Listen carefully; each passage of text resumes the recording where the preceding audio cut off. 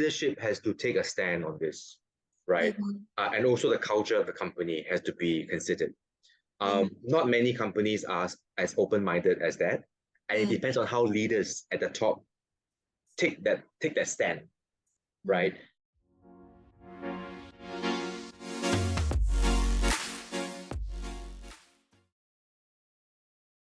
Everyone, this is Manjit Kaur. I'm a talent management strategist and enterprise lead client relations at Xobin. And Xobin is a skill assessment platform. And we also run a show called Xobin Talks to all the experts from the world, chosen specifically to speak on our platform that our audience can understand the importance of HR, hiring trends, HR tech tools, and many more things. Today we have our special guest with us today, Finian Toh. He is located in Singapore and he's a HR expert, and we are really glad that he has given us time today to discuss with us. So I would like to welcome Finian and tell him to take the stage and tell about himself. Thank you so much, Manjit. Thanks for having me. Really privileged to have this platform to share my 2 cents worth based on what I know in HR. So in summary, my name is Finian. I'm the Managing Director at Chapman Consulting Group based in Singapore. Chapman Consulting Group is an exec search firm specializing in HR globally. We do have people on the ground in all geographies in major cities. We have been in the business for the past 15 years. So about myself, I was a chartered accountant turned recruiter and have spent several years with Ernst & Young in Australia, based in Canberra and Melbourne. Moved to recruitment in 2009 by a stroke of luck, and wanted to take this stint as a recruitment for a year, but then the 1 year become 15 years in recruitment. So very blessed to be in this field, and feeling energized every day, looking forward, because every day is a different day in recruitment. Yes, absolutely. And, that's why we have it today to discuss how to navigate the HR career path, which is very vast, right? Like, as you said, you started as a chartered accountant, but it attracted you and you into this, through recruiting you entered, and then you are now an HR expert. So think about your inspiration, like what made you, it can't be really just sheer luck. It could be, it is definitely more than that. So why don't you share with us? Thanks, Manjit. I think it's really at the right place at the right time. I know that at that juncture of my career, after spending at least 6 years in finance, I wouldn't want to stay in finance anymore. I always had a sense of adventure because I lived overseas for 10 years before moving back to Singapore. So when I decided to come back home in Singapore, I wanted something entirely different. So I have read cases of people doing that switch into recruitment, because there are a lot of transferable skills we could contribute. Likewise, like in terms of solutioning of problem solutioning, in terms of stakeholder engagement, right? And being able to be very objective, right, in providing the good, bad, and ugly in being a consultant, right? Because in a big four environment, you're also a consultant providing solutions, selling solutions, right? And come into a search environment, you are also providing solutions for both clients and candidates. And we call them as HR friends, because our job is to provide a compelling range of options, right? And not just one range, but compelling range, right? And I think the fulfillment of seeing satisfied clients and candidates who had gone to have established careers and becoming our hiring managers over time just give me a sense of fulfillment that's unparalleled by just only. And it's more in terms of actualization, I feel, in my mind.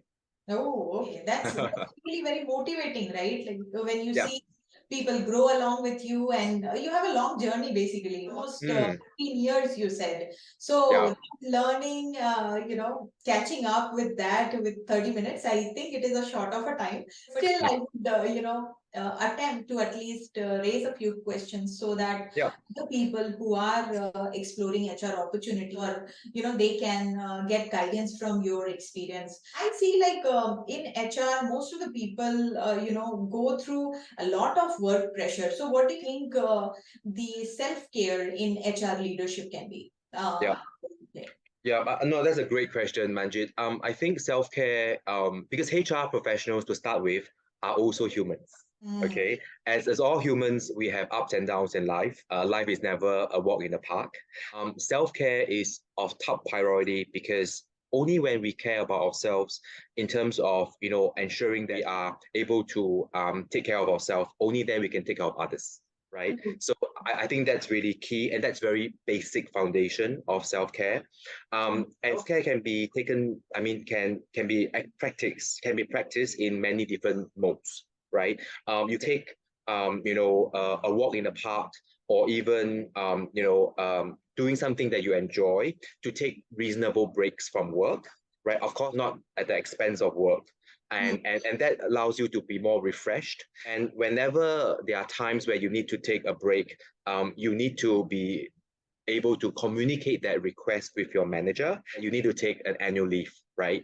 And I think that's important, because knowing when to take a break is key, because I think HR professionals, particularly during the pandemic times, are really overworked.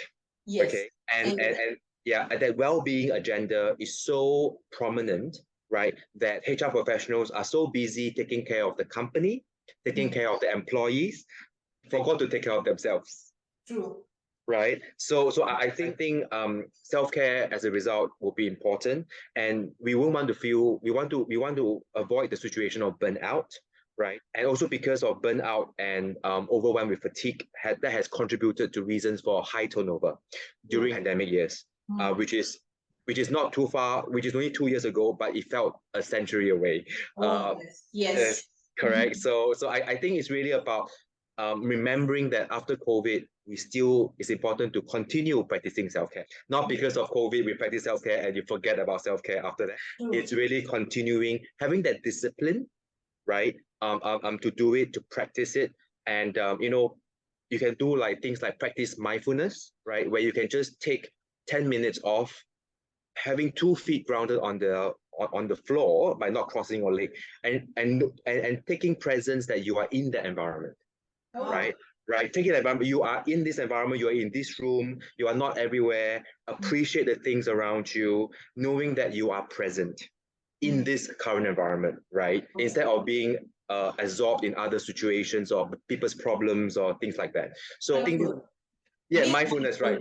Mindfulness about your surrounding, about your existence, right? Individual. So these are the things that I tend to practice myself as much as I can.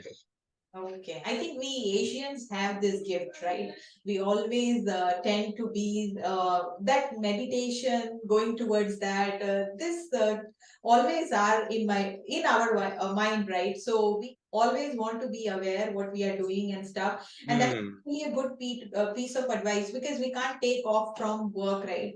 Being HR is a 24/7 job, I feel, because apart from working for the company, if anybody has any issues, the first person they come to is the HR. Definitely, they can't take long breaks, but as you said, these kind of short breaks can definitely help them.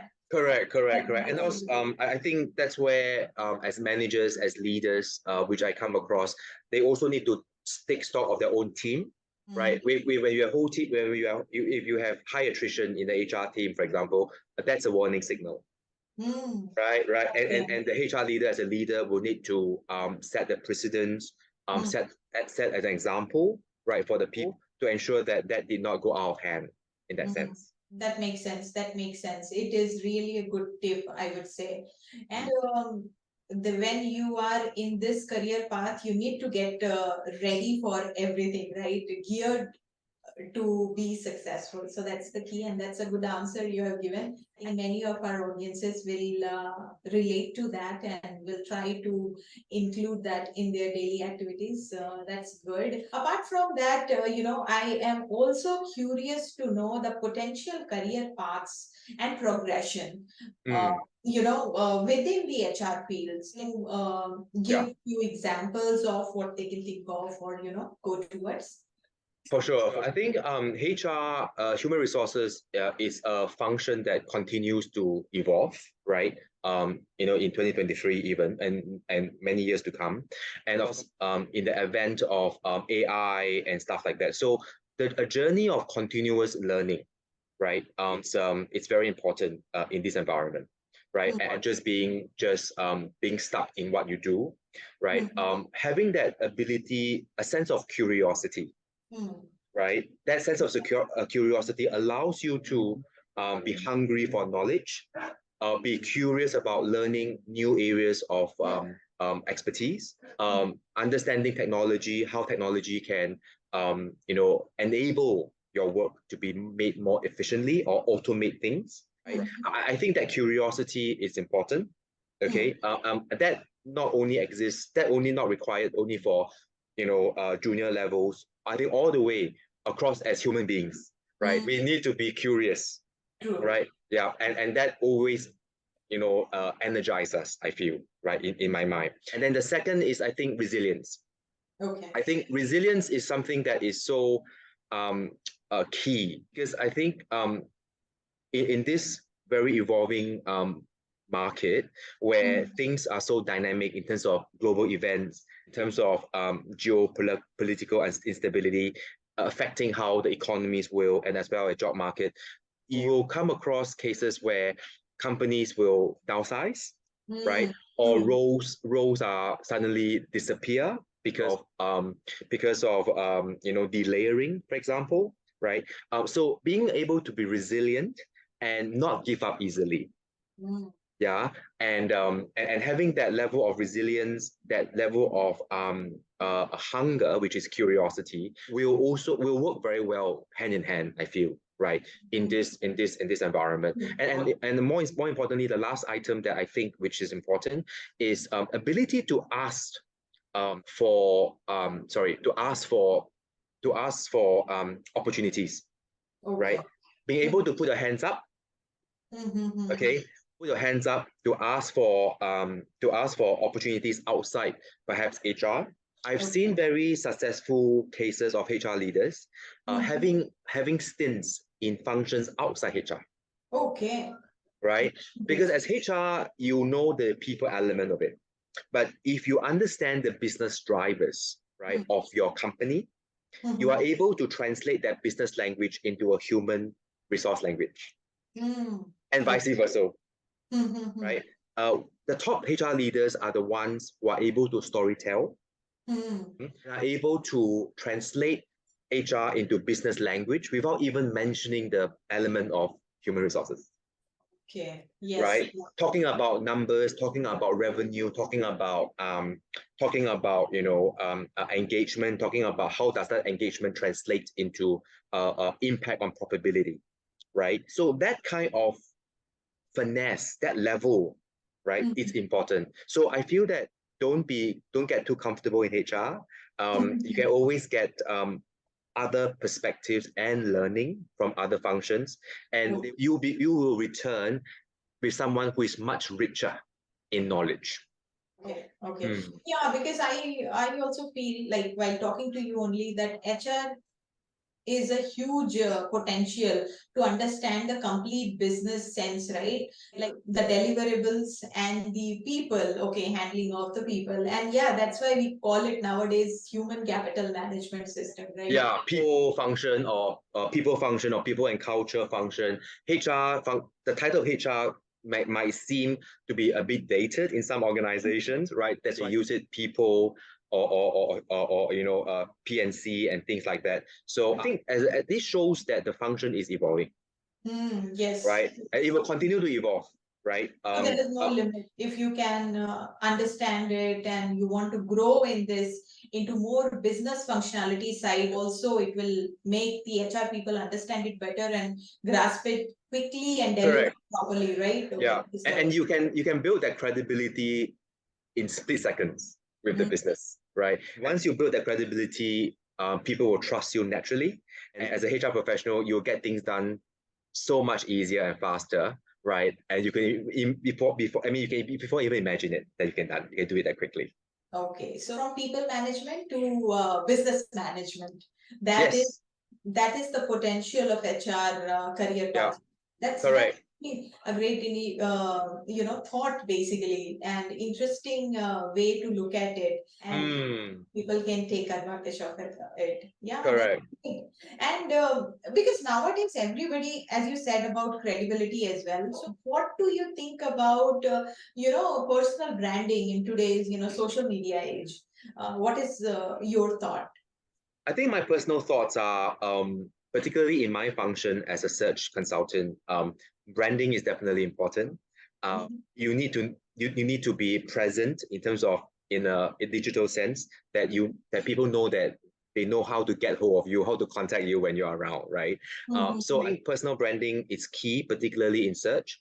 But as a candidate who's looking for jobs, it's also important that you need to be visible, right, on social media. I think when I say social media, generally I refer to LinkedIn, right? Yeah. Because LinkedIn is more professional platforms rather than the likes of TikTok or even Facebook. Yeah, be too casual in my Yes. mind, right? Yes. I think LinkedIn, again, there's also a sense of etiquette in terms of what you post on LinkedIn, right? Generally people will do it more professional rather than or other some personal kind of learnings and to share, right? So I think sometimes less is more, Manjit. Sometimes if I feel, it's really about providing that right message to the people. And this, when one individual were to keep on posting within a week, that is also tells another story about what's the individual doing as well, right? So Okay. yeah. So I guess it's sometimes, to me, I subscribe to the less is more principle. Okay. So personally, just to share, I like to post on things on thought leadership. Okay. As a HR recruiter, I'm very passionate about what's the latest HR trends, the impact of technology on HR, right? It's just sharing thought leadership articles with our stakeholders. And that also speaks a lot about my company, Chapman CG, where we are the front runner, right, in providing thought leadership articles about the latest impact. For example, recently we ran an article on the impact of AI on HR, right? Yeah, so that is so powerful in terms of knowing how HR professionals can leverage off the latest technology to make things easier for them. Okay. And definitely HR technology is growing on a daily basis. I think the importance of HR is so vast that AI is doing more things in the HR aspects and more and more technology, right? On a daily basis, we see so many technology. So how important is it according to you, for a HR to be, trendy, knowing the tools and adopting the new technology? What's your take on that? I think it's very important for HR professionals to keep an open mind, to keep on learning, right? And this all goes back to my point of about curiosity and resilience, okay? Because these are the cornerstones, I felt, in every profession, where if you want to be a leader in that. Technology is something that we need to embrace. Right, though there are some dark side of technology, right, in terms of scams and phishing and whatnot. But of course, there are cybersecurity in place. What I'm referring to is harnessing the power of technology, right, in providing analytics and data. Right, the function of HR and data and analytics has been becoming increasingly important over the years, right? Where HR people are providing data, facts, analytics to make informed decisions with business. Okay, and if technology is there to allow you to harness it and to provide data in able to storytell, right? Because if you do storytelling, you need to reference to something. You can storytell for nothing, right? Yeah, and to make it convincing, to make it credible, data analytics, will allow you to do the storytelling much better. Yes. Yeah, and you get the credibility instantly, right, from the business leaders. So I think technology is something that not to be afraid of. In life, the more you're afraid, the more you want to learn. True. Right? You have to face your fears, right, and embrace it. And once you embrace it, they actually will not be as difficult as it seems. Exactly. Right? It's about learning how to swim, for example. Right? Exactly. True. If forever you're afraid of drowning, you'll never learn to swim. Exactly. Once you learn it, you get it. Yeah. And you become better. It's like a muscle. You keep on, exercise muscle and beginning to be better and stronger. That's how you become stronger. Correct. Absolutely. That's a good philosophy to follow, actually. In every field and in our life, it is useful, basically. So that's great. And what kind of insights you can provide to develop critical leadership skills, Finian?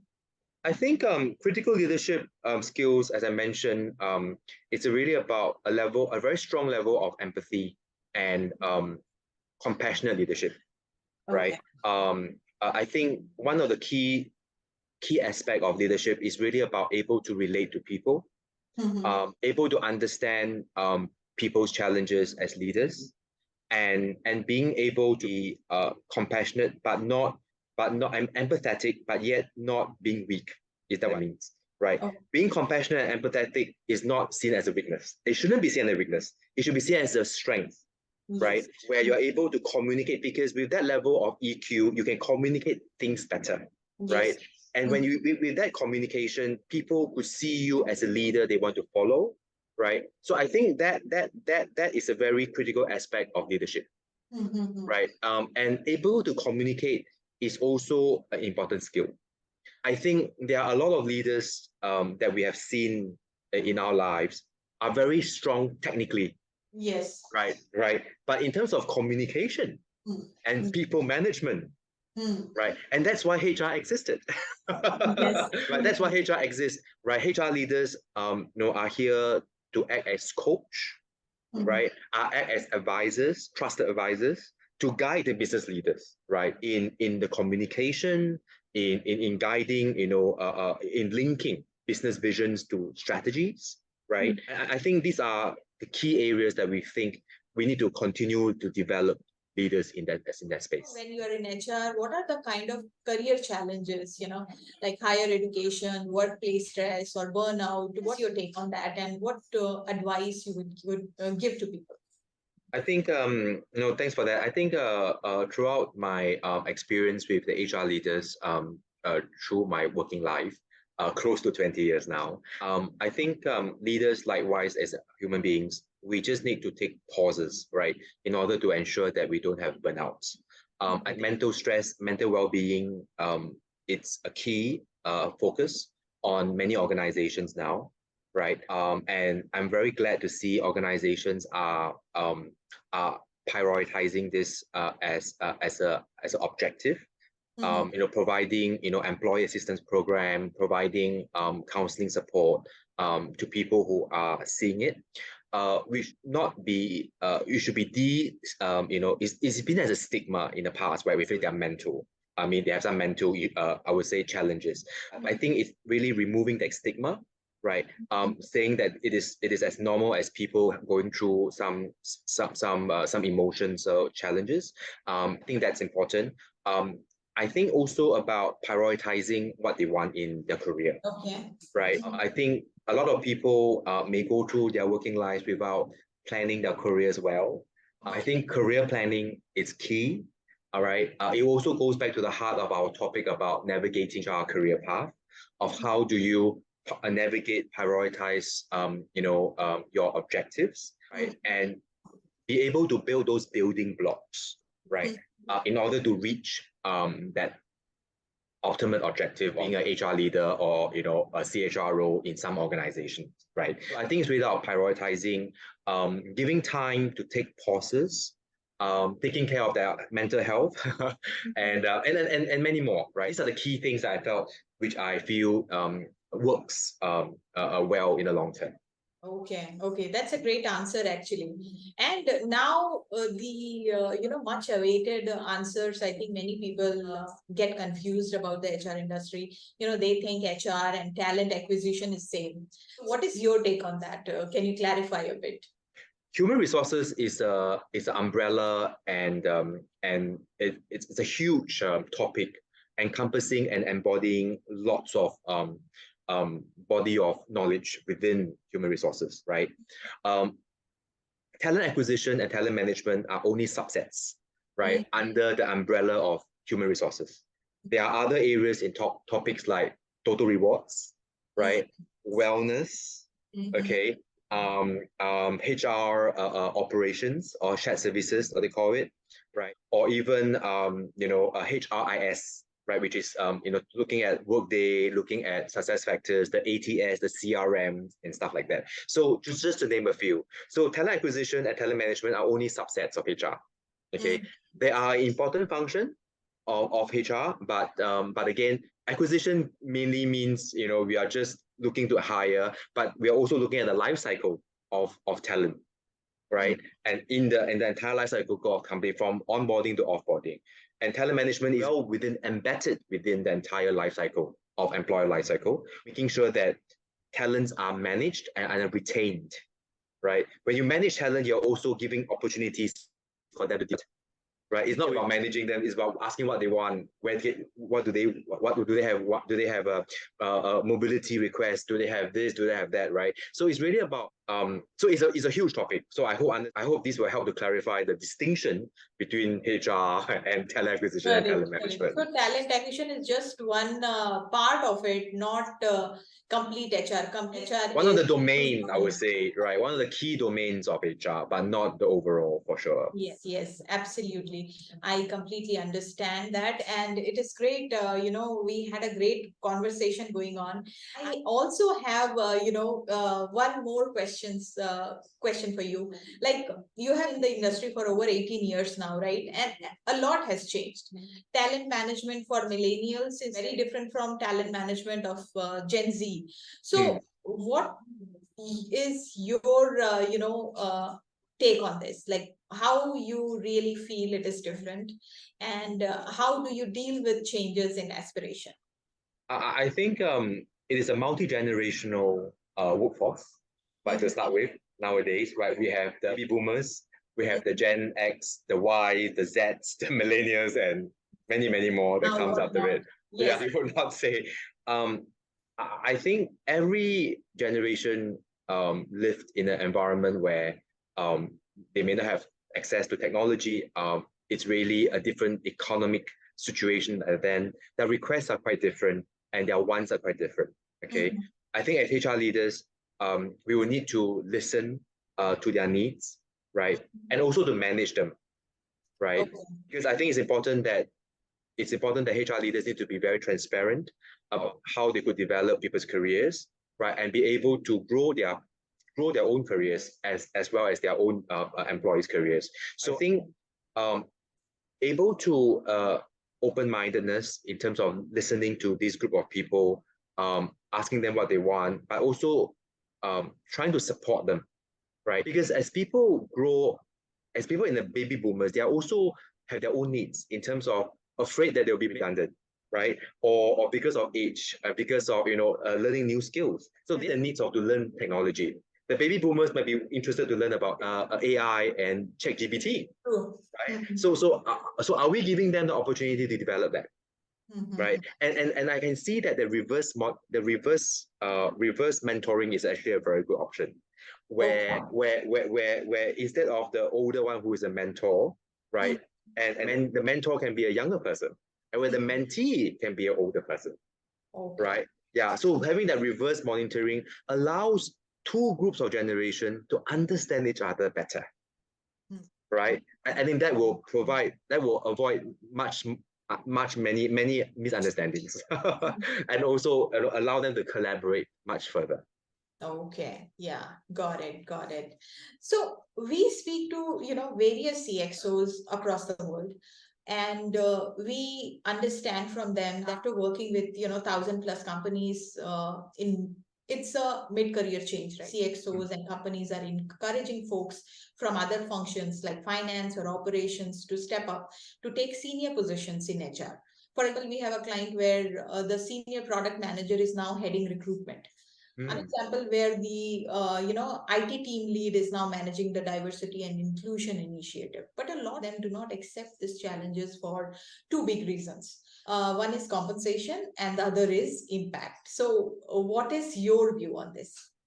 I think leadership has to take a stand on this, right?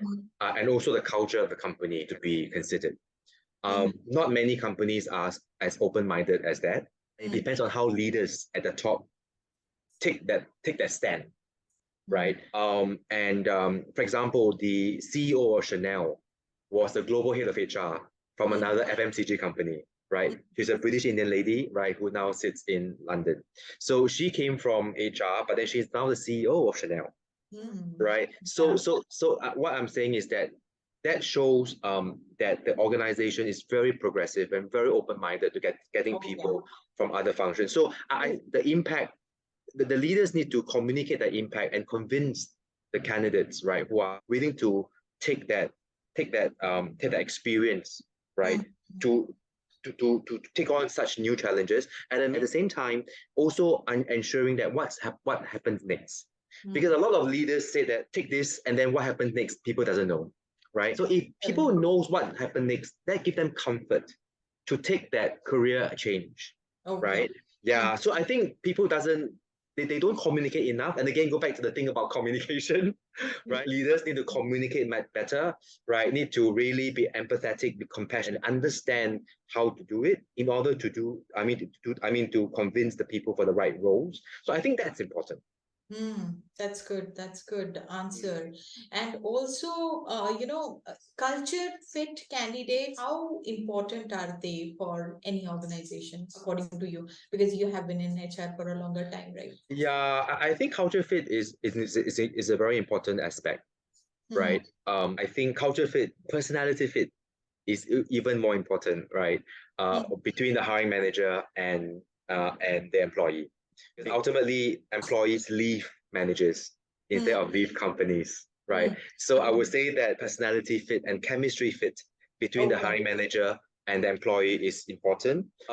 Culture fit depends on how you see it, because every company has an overall overarching culture, but there are always subcultures in teams, right? And the subcultures, whether or not it could be positive or negative, all depends on how the leaders have to again communicate, right? Again, how able to be listening to their own people. So I think culture fit is important. I feel personality fit is even more important, based on the fact that people leave managers instead of leave companies. So I think that has to be considered in totality when we are hiring. Okay, so you think it will be really helpful for organizations when they are hiring to find out whether the candidate is culture fit and persona fit, as well as by the hiring manager's point of view?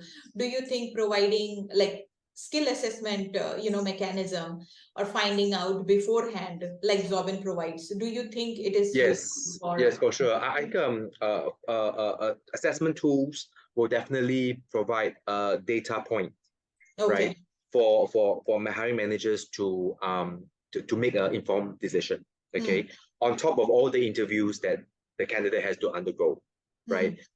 They shouldn't be relying on only one data point, right? They should be looking at in totality all the data points together and make an informed decision. So for sure, I think assessment tools like Xobin and also other vendors definitely have a lot of value to play and add in this process. Yes, I think knowing beforehand, because the hiring process becomes so lengthy, and one person talks to the candidate, maybe it is a match with that particular person, right? When it goes to the manager with whom that person is going to work together on a daily basis, to understand the personality of the person beforehand is going to provide a very good data point for the organization itself. Okay, whether it is going to be fruitful for them or not. That's good. I think we covered almost all. I took a lot of your time today. Oh, no problem. I hope this helps. It is, it is. I think it will really be an eye opener for all the HR leaders who are going to watch this. We have a audience and we keep getting HR related questions, and we want to always include that when we are talking to experts like you, so we can get, provide them guidance and all. So thanks so much, Finian, for your time. It's evening for you. You're staying late for me No to have problem. this interview. Thank you very much, Manjit. It's really lovely meeting you, and thank you so much, and have a great day. Thank you, and happy Diwali in advance.